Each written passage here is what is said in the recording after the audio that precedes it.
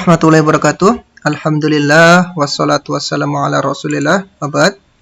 Alhamdulillah pada kesempatan kali ini kita masih mempelajari pelajaran akidah untuk kelas 9 SMP di semester ganjil ini, khususnya tahun 2020. Pada bab keempat ini kita akan belajar mengenai kejadian hari kiamat. Jadi nanti kalau yang kemarin kelas 9 itu kan kejadian hari kiamat secara umum, nanti kita akan pelajari kejadiannya secara khusus, dan ini saya sebagai guru kalian. Pelajaran akidah untuk kelas 9 di bab keempat ini tentang kejadian hari kiamat. Nanti ada 6 ya subbab tentang bab ini, yaitu kejadian hari kiamat. Yang pertama masalah hari kebangkitan ya, atau hari kiamat ini secara umum, namun di sini nanti dikhususkan tentang hari kebangkitan.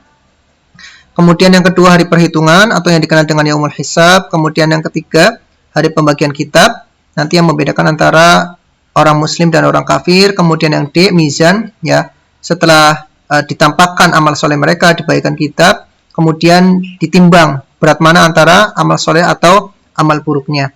Kemudian sebelum masuk ke surga atau neraka dia harus melewati sirat. Dan sirat ini nanti ada kalalipnya ya, ada yang kecepatannya bermacam-macam, nanti kita akan pelajari lebih detailnya. Kemudian yang terakhir kita akan membahas tentang hikmah beriman kepada kejadian hari kiamat ini. Jadi apa sih hikmahnya ketika kita mempelajari tentang bab ini?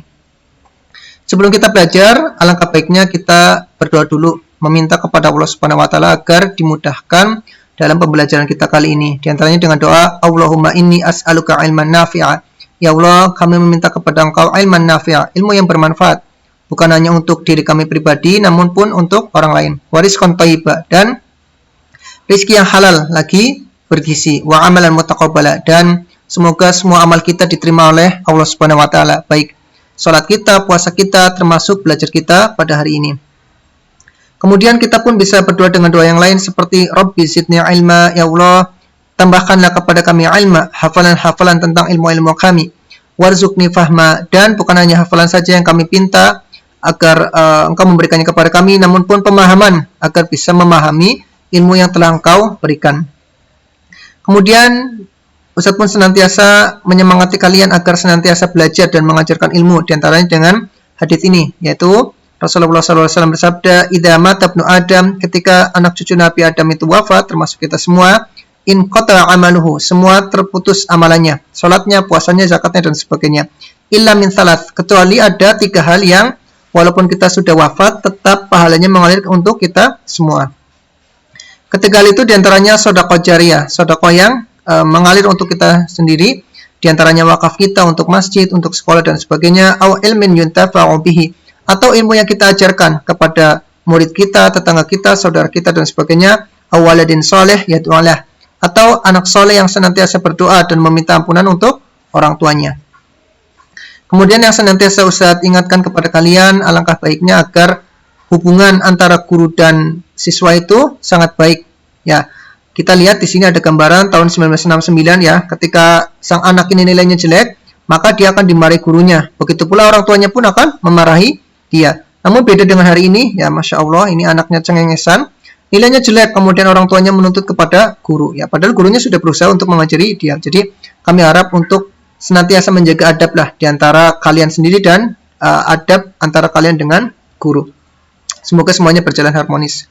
Kemudian Ustaz pun di sini ya memberikan gambaran agar kita senantiasa bersyukur dan tidak mengeluh ya, serta membuat bangga orang tua kita. Lihat di sini ya, ini sekolahnya Masya Allah tuh ya. Sekolahnya hanya ya ini tidak disebut pagar lah, hanya anyaman-anyaman bambu ya.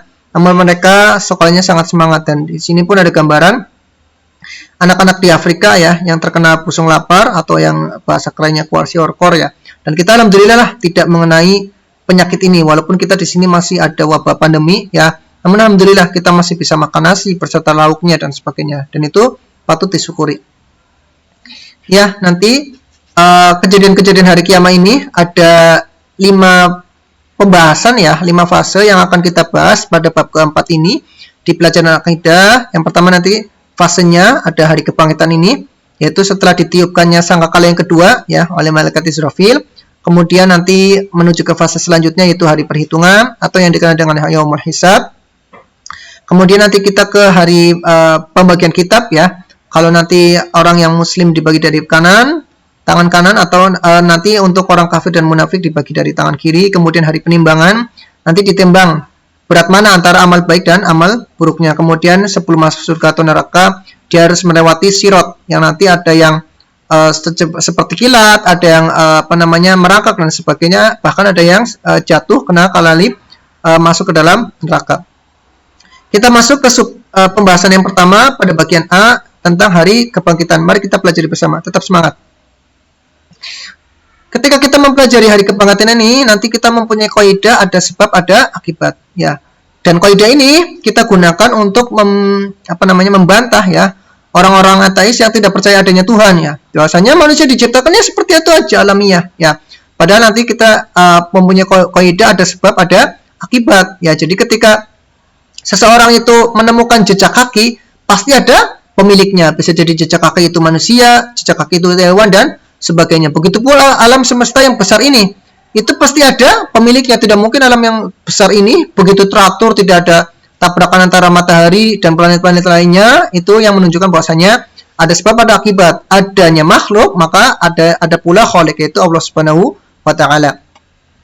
Adanya hari kebangkitan, ya, hari kiamat merupakan bentuk keadilan Allah. Iya, ya. Jadi kalau misalkan nanti ada hari kebangkitan, pembalasan itu, orang yang punya kekuatan, ya, orang yang punya jabatan itu paling sukses, ya, paling berhasil lah ketika tidak ada hari pembalasan. Namun ketika Allah Subhanahu wa taala membangkitkan, ya, hari kebangkitan, maka orang-orang yang merasa terzolimi, orang miskin dan sebagainya merasa adil. Kenapa? Karena nanti pada hari kiamat Allah lah yang akan mengadili mereka, akan memberikan hak-hak mereka kembali di hari kiamat kelak. Disitulah siapapun yang punya amal baik dan buruk, ya, akan menerima balasannya. Iya, walaupun sebiji dzarrah, mereka akan mendapatkan kebaikan, dan begitu pula keburukan walaupun sebiji dzarrah. Dan akhirnya adalah keabadian, ya. Kita bisa jadi nanti masuk ke dalam surga yang penuh kenikmatan ataupun kengerian neraka ini, ya. Jadi adanya hari kiamat ini, hari pembalasan, kebangkitan, mizan dan sebagainya adalah suatu bentuk keadilan Allah kepada makhluknya. Makanya jangan sekali-kali lah kalian bersikap zalim kepada teman kalian, keluarga kalian dan sebagainya. Kenapa? Karena kezaliman kalian walaupun sedikit nanti akan dibalas oleh Allah Subhanahu wa taala di hari kiamat kelak. Di hari pembalasan ini, ya, nanti ada dalil-dalil dari Al-Qur'an dalam bentuk kisah, ya. Jadi kisah ini di dalam Al-Qur'an banyak sekali yang menjelaskan bahwasanya mungkin loh hari kebangkitan itu terjadi karena pernah dialami oleh manusia-manusia sebelum kita, ya. Pada zaman-zaman dulu, misalkan ada kisah warga satu kampung yang lari dari kematian, ya. Kita akan baca ayatnya di Al-Baqarah ayat 243 ini.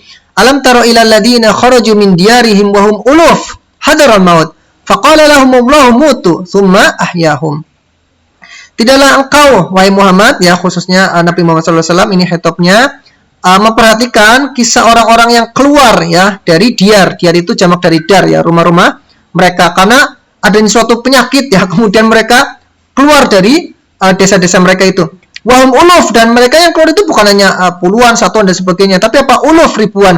Hadarul maut, karena mereka takut mati, yaitu jadi di desa tersebut ada wabah, kemudian mereka takut mati, akhirnya mereka keluar dari desa tersebut. Faqala lahumullahu mutu. Kemudian ketika mereka sudah keluar dari desa, Allah Subhanahu wa taala katakan mutu, kemudian mereka semuanya pun mati.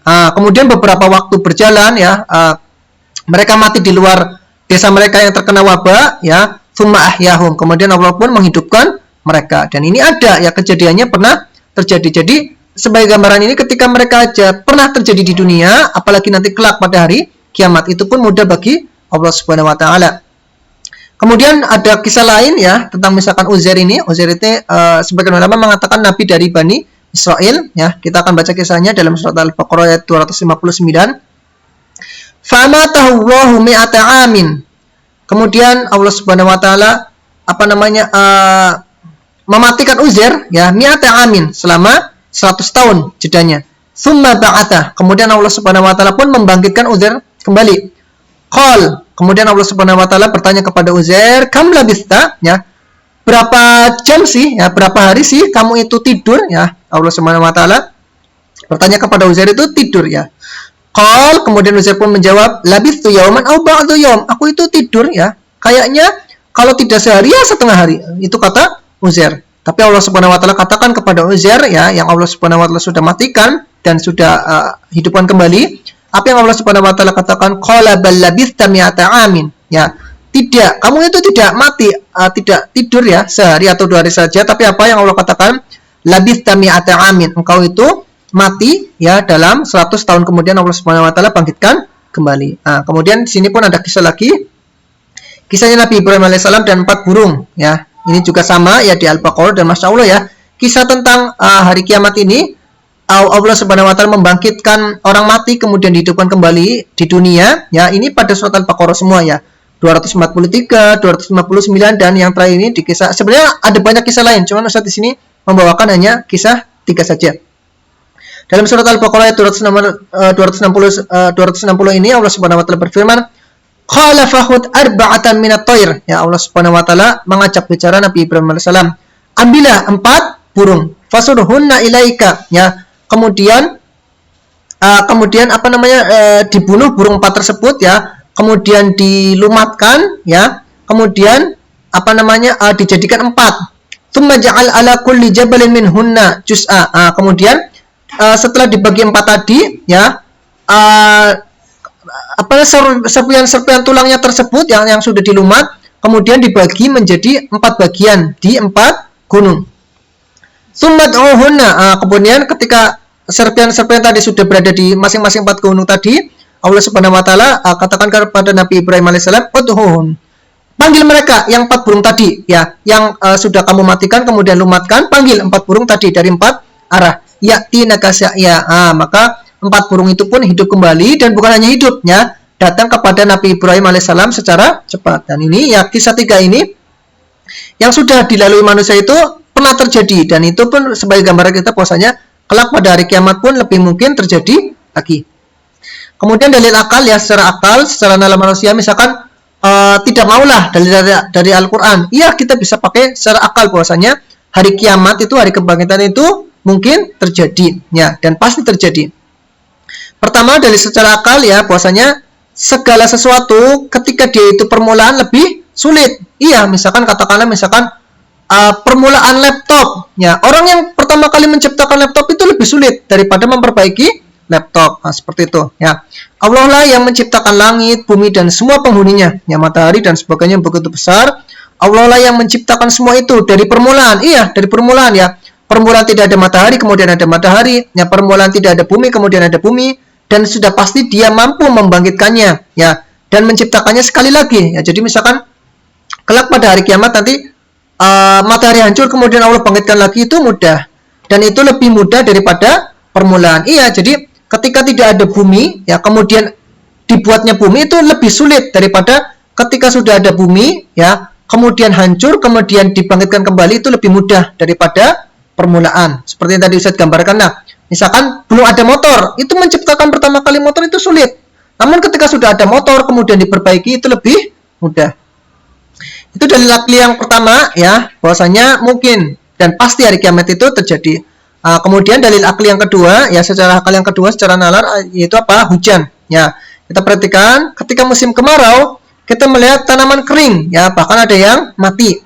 Namun ketika Allah menurunkan hujan ya, maka tumbuhan yang tadinya mati pun menjadi hidup kembali nan hijau. Begitu pula Allah mampu menghidupkan kembali manusia setelah matinya. Nah, itu ya. Ya kita lihat sendirilah, kalau musim kemarau, musim salju kita tidak ada ya, musim kemarau itu kita lihat tanaman mati ya, coklat dan sebagainya, sudah mati, tidak ada daunnya. Namun ketika hujan, Allah Subhanahu wa taala pun menumbuhkan tanaman itu yang tadinya mati, sudah tidak ada daun. Ya, jadi yang kecil pun lebih mudah ya, Allah telah menciptakan segenap langit dan bumi, yang keduanya itu jauh lebih besar ya. Jadi langit, bumi, matahari itu jauh lebih besar daripada manusia. Karena itulah tentu Allah lebih mampu lagi menghidupkan tulang belulang yang begitu kecil. Iya, jadi ketika Allah Subhanahu wa taala mampu ya menciptakan dan membangkitkan matahari yang begitu besar, apalah manusia yang begitu kecil ya, jika dibandingkan makhluk yang lebih besar lagi seperti langit, bumi, juga matahari. Kemudian kita masuk ke sebab kedua ya, yaitu hari perhitungan. Allah akan menghitung dan menampakkan semua amal ya. Jadi nanti pada fase ketika sudah kebangkitan ya, manusia dipanggil oleh Allah Subhanahu wa taala. Kemudian Allah Subhanahu wa taala pun menghitung ya, dan menampakkan ya. Ini apa? Menampakkan semua amal perbuatan seluruh manusia. Semuanya dihisab ya, dan ditampakkan ya. Tadi bukan hanya dihisab tapi ditampakkan kepada manusia itu sendiri yang tadi sudah dibangkitkan satu persatu ya. Mulai dari dia kecil sampai dewasa dan sebagainya, satu persatu ditampakkan di hadapan manusia itu sendiri ya.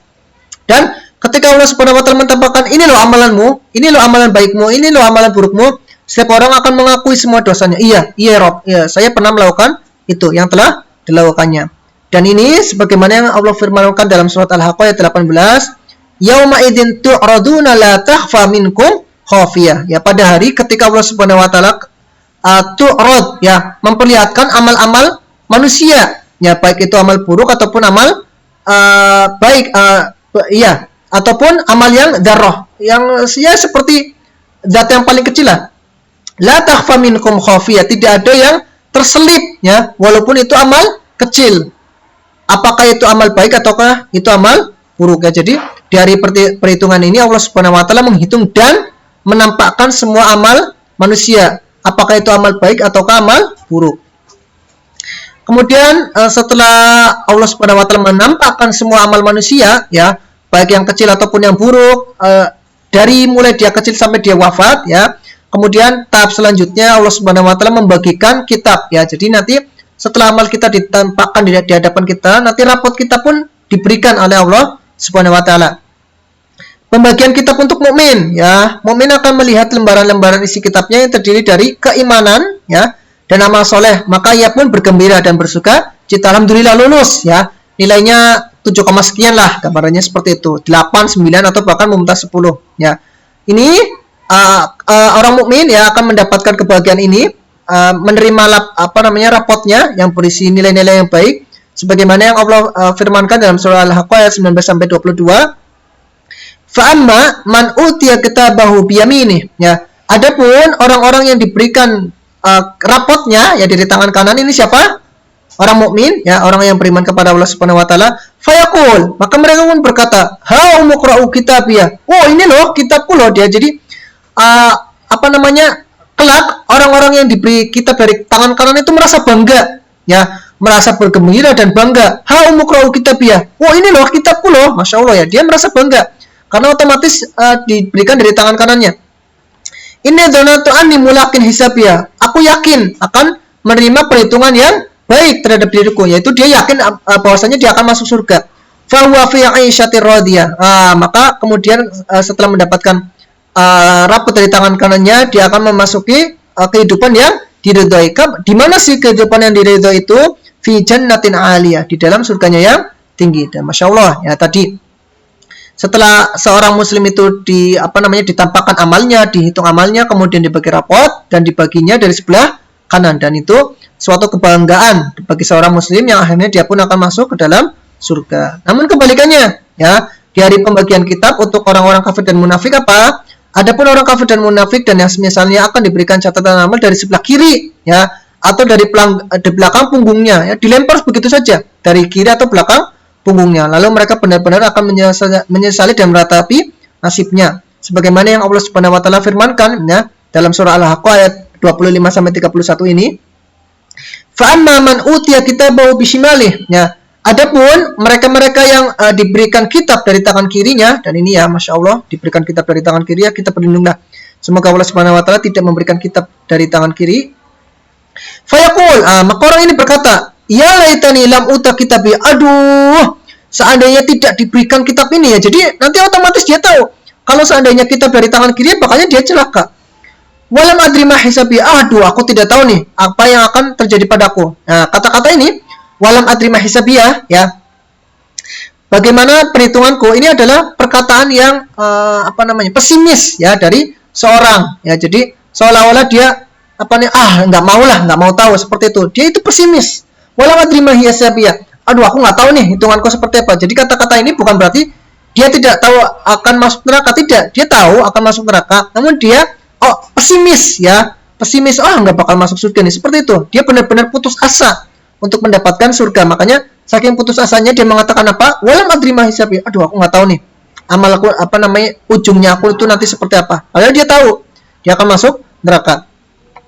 Ya laita kanatil qadhi. Aduh, seandainya kematian itu yang aku hadapi gitu loh, nggak bakal masuk neraka, udah mati aja wis, itu aku lebih bersyukur daripada masuk neraka. Ma'agna anni maliyah, aduh masya Allah, hartaku tidak ada yang bisa menolongku. Ya tadi misalkan dia di dunia, dia bisa menyuap hakim, ya dia bisa menyuap pejabat dan sebagainya, maka dia bisa lepas dari penjara atau minimal dikurangilah masa penjaranya. Seperti itu ya. Ma'agna anni maliyah, hartaku ini tidak berfungsi, ya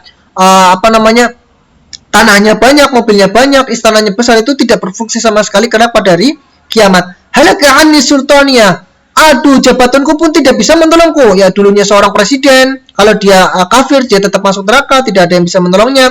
Kalaupun dia jenderal, ya dia kafir masuk neraka, jenderalnya itu tidak bisa menolongnya. Seperti itu. Nah kemudian ketika dia menyesal, merintih dan sebagainya, putus asa, ya apa yang Allah Subhanahu Wa Taala katakan terhadap orang-orang ini, khuduhu faghullu, ya ikat, ambil belenggu orang tadi, seret, ya tsummal jahima sallu, kemudian masukkanlah orang tadi yang orang kafir dan munafik ke dalam neraka jahanam. Masya Allah, waliyadzubillah. Ya, jadi kita mohon kepada Allah Subhanahu Wa Taala agar tidak diberikan kitab dari tangan kiri. Kemudian jika ada pertanyaan, Ustaz, apa perbedaan antara hisab dan mizan? Ya, Ustaz baca di buku paket kalian ya, dan Ustaz baca di beberapa kitab ulama, di beberapa website. Ini ada perbedaan antara hisab dan mizan ya. Kalau yaumul hisab itu dilakukan untuk menentukan amal perbuatan manusia ya, antara yang baik dan buruk, dan semua amalan manusia ini akan ditampakkan. Ya, jadi kapan amalan manusia itu akan ditampakkan ya? Apakah itu yang baik, yang buruk, yang kecil dan besar, itu kapan? Pada hari hisab, yaumul hisab, di hadapannya ya. Tanpa diketahui amal mana yang lebih berat ya. Dia nggak tahu, hanya ditampakkan saja. Ini loh amalmu yang baik loh, ini loh amalmu yang buruk loh. Tapi dia nggak tahu, aduh, aku yang mana ya yang lebih berat? Apakah amal baikku atau amal burukku? Nah, sedangkan mizan ini ya, hari perhitungan ini untuk menampakkan kadar perbuatan tersebut ya, sehingga balasannya akan sesuai dengan kadar perbuatannya. Jadi pada fase ini ya, fase mizan, dia akan tahu mana yang lebih berat antara kebaikan atau keburukan. Seperti itu ya. Jadi satu lagi. Kalau yaumul hisab itu ditampakkan ya semua kebaikan dan keburukannya, baik kecil ataupun yang besar. Namun dia belum mengetahui yang lebih berat itu yang mana sih, antara kebaikan atau keburukan. Nah, kalau yaumul mizan itu dia ditimbang oleh Allah Subhanahu Wa Taala dan dia akan mengetahui amalnya yang lebih baik yang mana, yang lebih berat yang mana, apakah amal baik atau amal buruknya. Allahu a'lam. Kita lanjutkan. Fase selanjutnya itu fase mizan ya, fase penimbangan ya. Sebagaimana yang Allah Subhanahu Wa Taala firmankan dalam surah Al-Anbiya ayat 47, wa nad'ul mawazina bil qist ya, dan kami yaitu Allah Subhanahu Wa Taala meletakkan ya mawazin, mizan ya. Jadi nanti Allah alam apakah nanti mizannya satu atau mizannya banyak, tapi yang jelas di dalam surah Al-Anbiya ini Allah Subhanahu Wa Taala mengatakan mawazin ya, timbangan-timbangan dengan keadilan.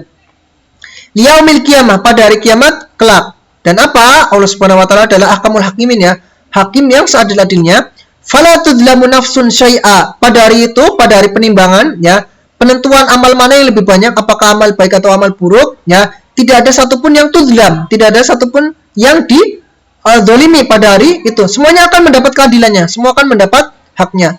Wa in kana mithqala habbatin ya, walaupun amalannya itu ya, apakah amal baik atau amal buruk itu sebesar apa? Habbatin min khardalin ya, sebesar biji sawilah ya, sebesar zat yang paling kecil atom dan sebagainya ya, apakah itu amal buruk atau amal baik, ataina biha, maka dia pun akan mendapatkannya, maka dia pun amalan tersebut pun akan ditimbang ya, sekecil-kecilnya amalan akan ditimbang apakah itu amal baik atau amal buruk. Nah, seperti itu. Ini fase mizan. Nah, kemudian setelah tadi ya, hari kebangkitan, kemudian hari yaumul hisab ya, hari perhitungan, hari ditampakkannya amal, kemudian hari pembagian rapot ya, kemudian hari mizan, hari perhitungan, ditimbang mana yang lebih berat, apakah amal baik amal buruk.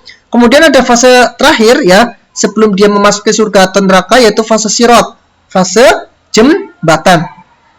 Kita akan bacanya di sini ya, akan baca hadisnya yang diriwayatkan oleh Bukhari Muslim tentang gambaran orang-orang yang akan melewati sirat tersebut ya. Bagaimana sih gambaran orang-orang yang akan melewati sirat tersebut, seperti apa saja ya gambarannya? Kalau Nabi sallallahu alaihi wasallam, Rasulullah sallallahu alaihi wasallam bersabda kepada kita semua, yu'ta bil jisr, ya. Kelak pada hari kiamat akan didatangkan jisr. Jadi Allah alam, ya, apakah nanti tiba-tiba didatangkan jembatan sirat atau bagaimana, tapi yang jelas lafadznya yu'ta, ya. Jadi bisa jadi nanti kejadiannya setelah hari kebangkitan, ya, kemudian hari penampakan amal, kemudian dibaginya kitab, kemudian ditimbangnya amal, ya. Kemudian setelah fase-fase itu terlewati, diciptakanlah, ya, didatangkanlah jisr ini, sirat ini, yaitu jembatan. Faja'ala baina dhahri jahannam. Kemudian Allah Subhanahu wa taala meletakkan jembatan tadi, ya, di antara neraka jahanam. Ya, gambarannya seperti inilah. Ya, walaupun ini sebenarnya tidak sama sekali sama, ya. Cuman ini gambaran ini untuk memudahkan, ya. Ini kejadian di sini, ya, yang Ustadz lingkari ini kejadian setelah mizan tadi, ini melewati sirat, dan ini apakah akan masuk ke surga ataukah nanti mampir dulu ke neraka, ya. Faja'ala baina dhahri jahannam. Kemudian Allah Subhanahu wa taala meletakkan sirat tadi, ya, di antara neraka jahanam. Kulna, Allah Subhanahu wa taala katakan, ya, tidak, di sini kulna itu para sahabat, ya. Kulna, kami bertanya, yaitu para sahabat, ya Rasulullah, wahai Rasulullah, wa mal jisr, bagaimana sih kaifiatnya, ya, bagaimana sih fisiknya jisr ini, fisiknya sirat ini? Rasulullah SAW menjawab, ya, mudhadatun muzillatun, ya, jembatannya itu licin, ya, jembatannya itu bisa membuat orang terpreset, ya, muzillah, bisa membuat orang tergelincir. Alaihi khototif wa kalalib, ya, di atas jembatan-jembatan ini, ya, ini kan jisrnya gambarannya, ya, seperti itu. Nanti ada khototif wa kalalib. Khototif wa kalalib itu seperti apa sih, ya? Seperti parang gitu, ya, seperti parang yang terikat di antara jembatan ini di atas, ya, parang-parang atau apa sih, ya, seperti parang seperti itulah, ya, parang-parang yang berada di atas jembatan ini, ya, untuk mengkait orang-orang yang melewati jembatan ini. Alaihi khototif wa kalalib, di atas jembatan-jembatan ini, ya, nanti ada parang-parang tersebut yang akan mengambil orang-orang yang di atas jembatan tersebut. Wahas kata muflatalata syaukah, ya, jadi kalalib tersebut itu terpenuhi, ya, syaukah, duri-duri, ya, syauka akifa, duri-duri yang sangat banyak, ya. Jadi kalau misalkan sudah terkena kalalibnya itu ya nempel, ya, atau bahkan bisa terpental sampai ke neraka. Takunu binajid, ya, seperti duri-duri yang ada di pohon-pohon yang berduri yang ada di Najd, ya, daerah di Saudi sana. Yaqulu lahu sa'dan. Jadi pohon ini seperti pohon sa'dan, ya, tadi. Jadi bentuknya seperti parang, namun parang tadi ada duri-durinya, dan duri-duri ini seperti duri sa'dan. Kemudian Rasulullah SAW menjelaskan bagaimana sih seorang muslim itu melewati sirat-sirat tadi, ya. Al-mu'min alaiha qatarf, ya. Seorang mukmin nanti ada yang seperti sekejap mata saja, ya.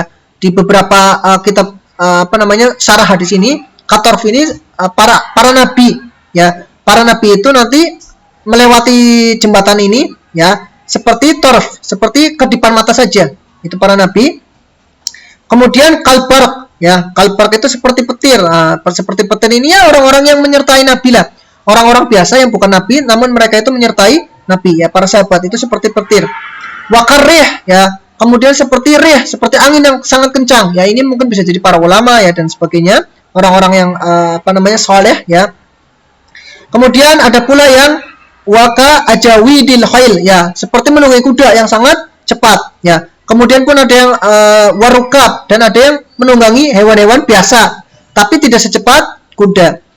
Fanaja madhush, ya, ada yang mereka terkena kalalib tadi, ya, namun masih bisa berpegangan di sirat, ya, masih bisa berpegangan di sirat, tapi mereka terluka, ya, terluka ketika terkena kalalib ini, tapi mereka masih bisa selamat menuju surga, ya.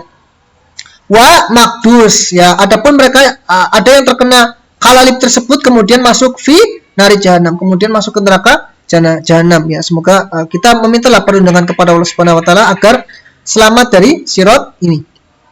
Kemudian sebab terakhir, ya, yang kita bisa pelajari di pelajaran akidah bab keempat ini, kejadian hari kiamat, yaitu apa? Hikmah beriman kepada kejadian hari kiamat ini, ya.